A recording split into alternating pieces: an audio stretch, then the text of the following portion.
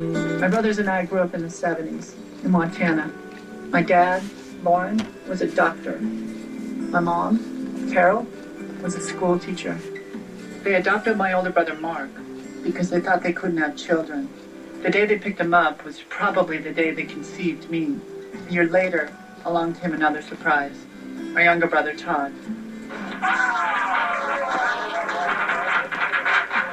It looks like a fairy tale childhood, but appearances can be deceiving.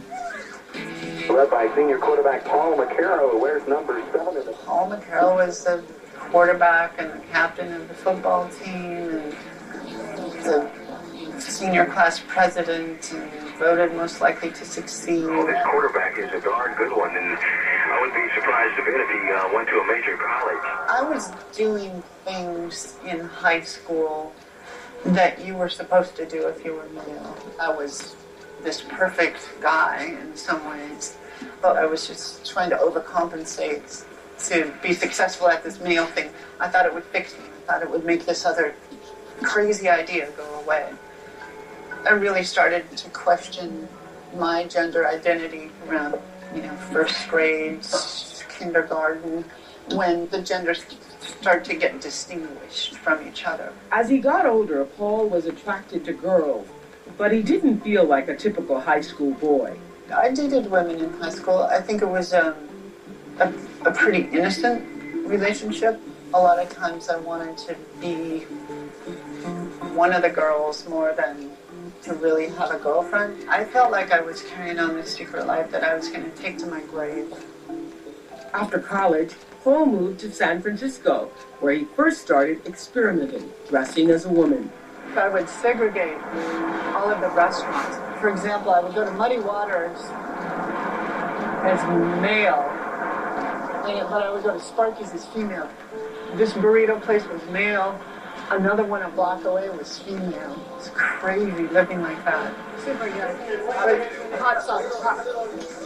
It makes you feel like you have this double life, and you can only do that for so long. Over the next several years, Paul took it a step further. I was taking hormones and just feeling like, for the first time, my body just felt right. Then, in his late 20s, Paul underwent gender reassignment surgery, and Paul became Kimberly. Sexual reassignment surgery is usually called. They fashion out of your genitalia a vagina. And I had a little help with my breasts. So I got that apartment as male, but when I left, I was female. I had changed my name, I changed my driver's license and social security, passport, and everything. I checked in as male, checked out as female. Well, right off the bat, I know so many of you are probably thinking you can't relate to Kimberly's story, but think of it this way. There's another way of looking at things. Most of us can admit that there's something checked in as male, holding you back from being all that checked out as female. And as you hear more about at the time in that person's life, your life could be, checked in as male, but checked out as female. And she's here today. Come on up, Kimberly. Well, she's on Oprah. Can very many people relate? Well, she's on Oprah, and she's fascinated by tales, stories like those. Well, she's gonna tell her a little bit about her life today. The way she started out male with a female head. What happens when your body doesn't feel like the sex that you were given? I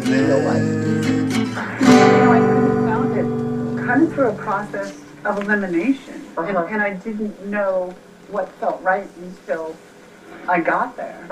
It wasn't like I could really even put my finger on it at first. It was just like I was just kind of magnetically drawn toward it. I was even trying to avoid it. I didn't want to be weird. I didn't want to be different. I wanted to fit in. And you